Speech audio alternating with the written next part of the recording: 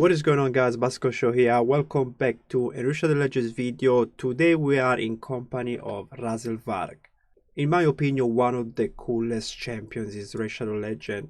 And when I've used him back in 2022, I think, I was using these champions pretty much everywhere in Doom Tower, in Hydra.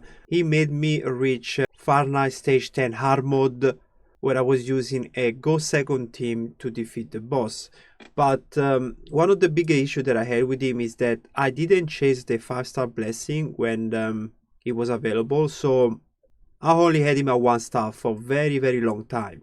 And slowly he fall from the meta because especially after the blessing rebalance, if you don't have at least a 4-star blessing for the nukers, you're gonna miss out on a lot of damage. But not long ago, guys, I pulled a 6-star blessing on him, and this guy showed me that I was wrong to bench him because he does insane amount of damage. So I actually regret stopping using him. I didn't know about certain things that he could do, like in Hydra and all the content of the game. Even without the 6-star blessing, he can just make some content very easy with his passive, with his multiplier. They have attack and speed at the same time. And so today I decided to do this showcase on him. Full power RAZELVARG 6-star blessing with 6 pieces of merciless. So this overall is my best nuking gear that I have in my account. I'm gonna show you the total stats. I have 43,000 HP, 7,264 attack, 3,000 defense, 239 speed, and I got 364 critical damage. And then we got 300 resistance and 290 accuracy. So these stats overall are very well balanced. And if you consider that with his passive he can get up to 100 speed, he can be at 139 speed. That's insane. I made a video a few weeks ago where I was able to do the Far Night with a slow RAZELVARG. I think the RAZELVARG was at the same speed, maybe 238. I'm gonna link the video at the end of this one because if you struggle with Far Night because you don't have the speeds, it can help you a ton to get there with this passive. So everybody should be familiar on his skill. I think this skill here is the one with the eyes multiplier, and it will increase speed and increase accuracy in all allies before attacking. It's on a 3-turn cooldown like this skill here, and this skill plays the leech, so it's a very good skill to use. It's a very good ability to use against the Hydra, so you can heal up without a dedicated. Healer.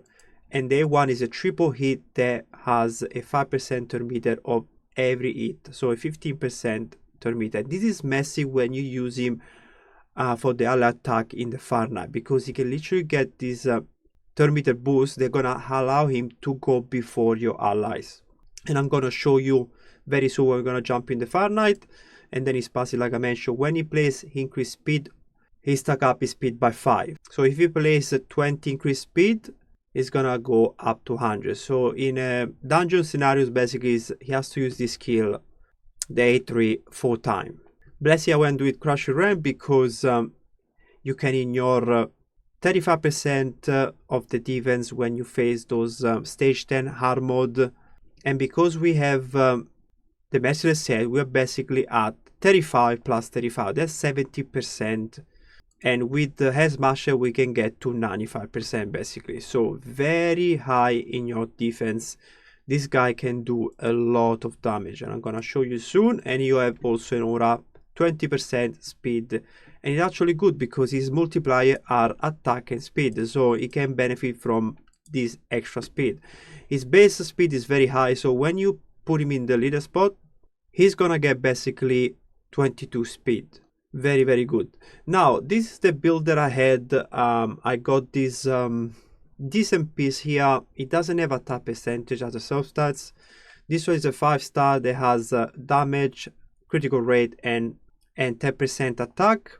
And then we got this amazing shield that has a triple roll on critical damage. Actually I should say quad roll because it's a mythical piece. And then we got just a little bit speed, a bit of critical rate. This Gauntlet used to be on my Crisia. It's an amazing piece. One of those pieces that happen once every 10,000 pieces pretty much. And then I got this one that is very, very good as well on him.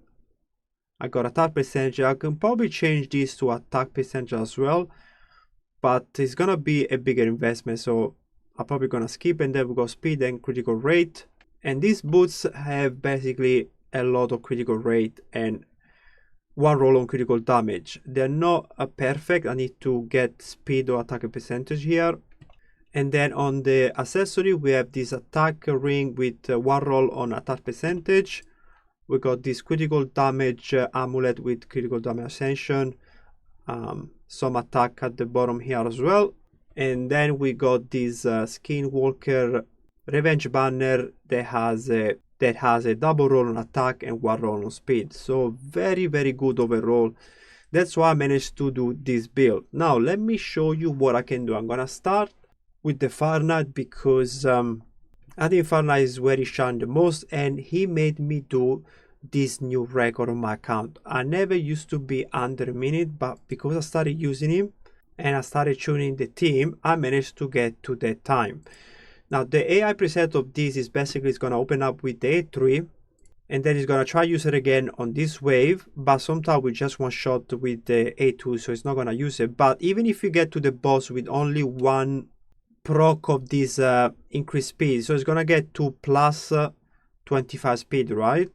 With that plus 25 speed, it's gonna be at 284, but we need to be basically faster than Lunatari. But because when he does the ally attack with Lady Mikage, he's gonna get the increased tornado from his A1, so it's gonna go even faster than a champion's at 309 speed. I'm gonna show you in the run in a minute.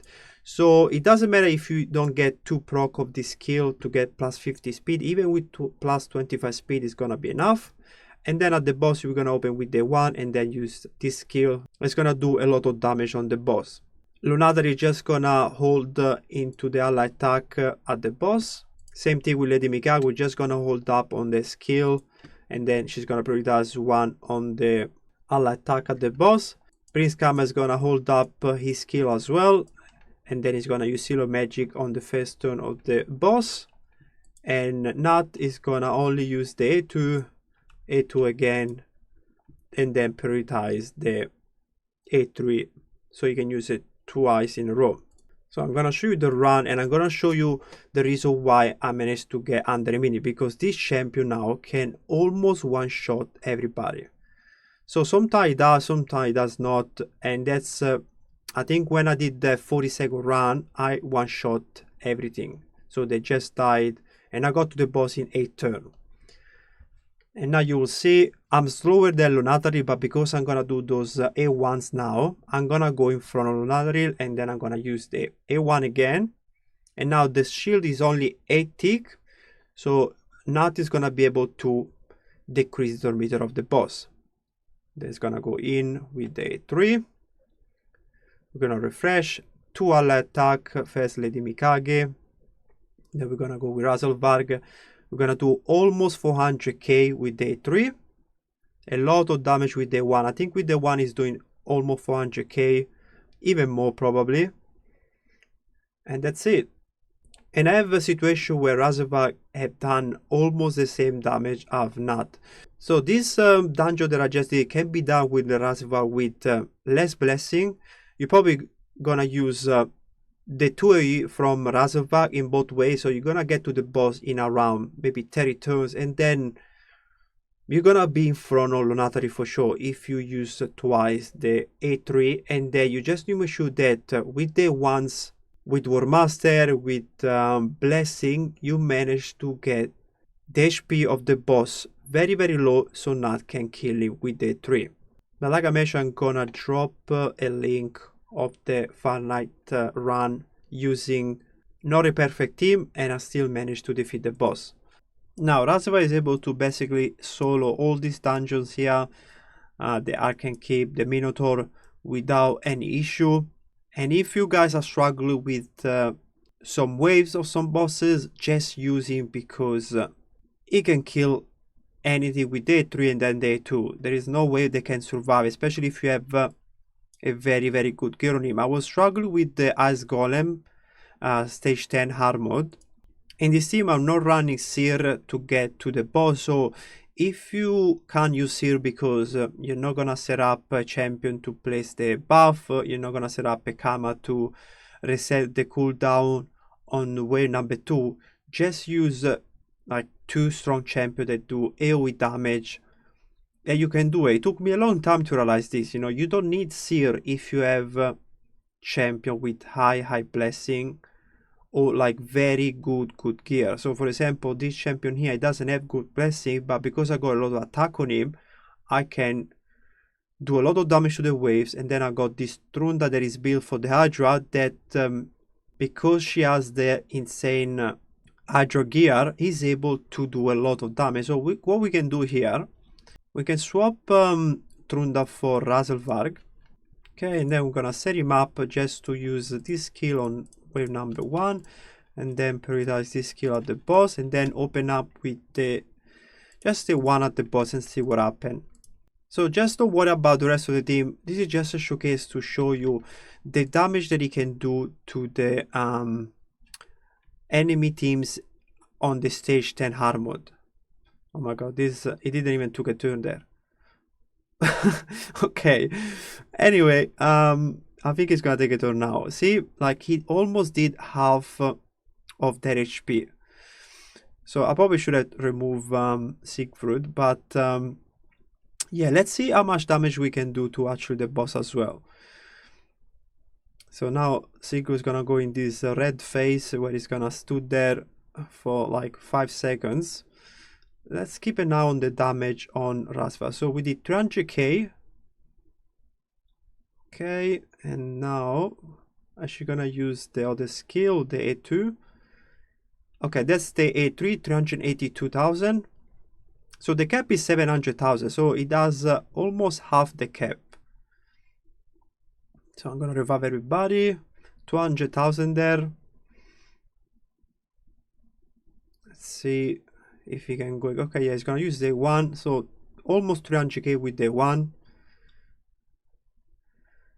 And then Akris is gonna finish the boss. So because Siegfried went before him, wow, he still did more damage than Siegfried. So Siegfried did a lot of damage during the wave, but then RAZELVARG did a lot of damage against the actual boss.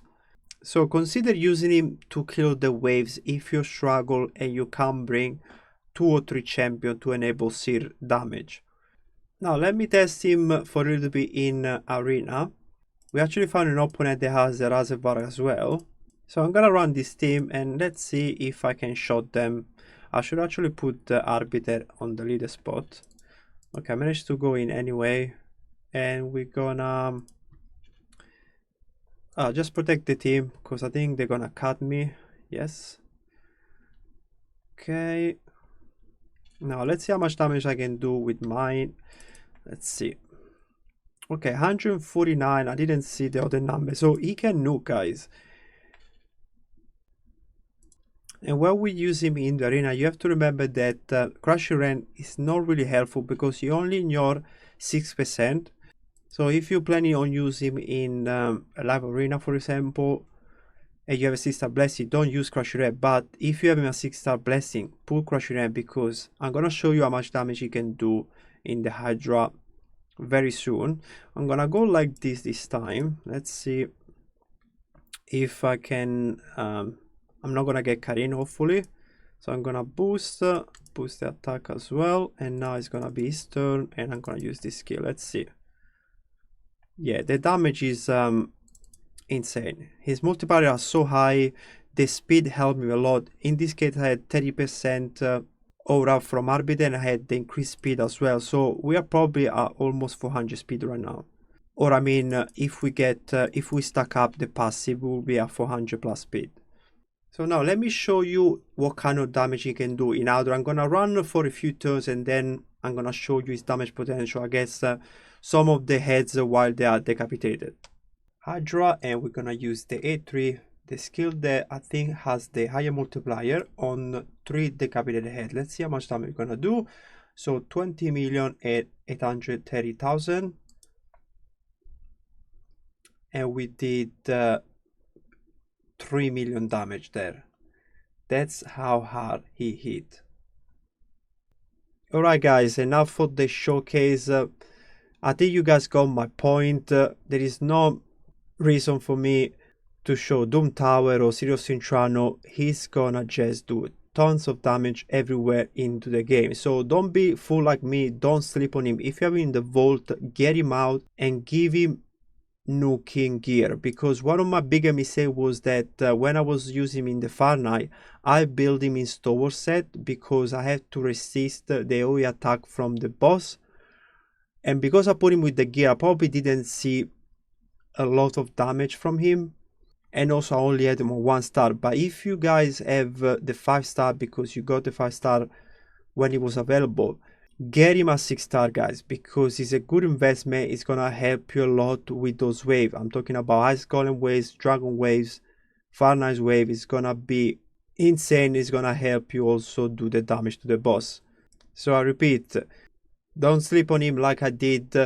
Try him out in the Far Night. You will see that's gonna help you go in front of the one of the Alacta champions, so it's gonna help you not to decrease the meter of the boss.